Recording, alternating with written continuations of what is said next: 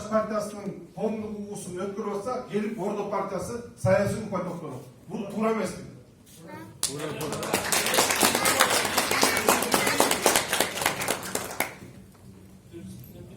Урматтуу форум катышуучулары, урматтуу модератор.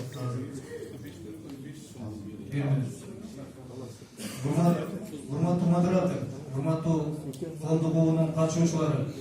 Бүгүн коомдук угу дегенден кийин 10-жылдан бери биринчи жолу коомдук угу болуп атат. Андыктан ушундай түз министрликтин өкүлдөрү, дыйкандар, жарандарыбыз келгенде суроолор болсо жооп алалы, жообуна канааттандырбарлык эмес десеңер, анда дагы жооп берели. Бүгүн талкуу, ачык талкуу.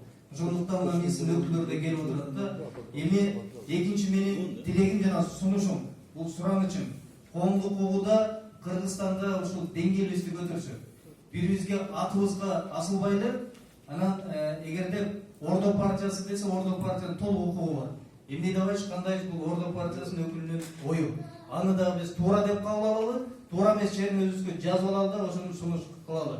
Коомчулукта бирибизге шек келтирбесек. Жеңиш мырза, бирок ойлор сөзсүз объективдүү болуш керек. Ушуну сөзсүз эске алыш керек. Сөзсүз. Ар кимибиз оозубузга келгенди сүйлөй бербешибиз керек. Анан ар бир адамдын ою баалуу. Бул демократия негизги принциптери. Рахмат. Баасы ойлорду айтпай.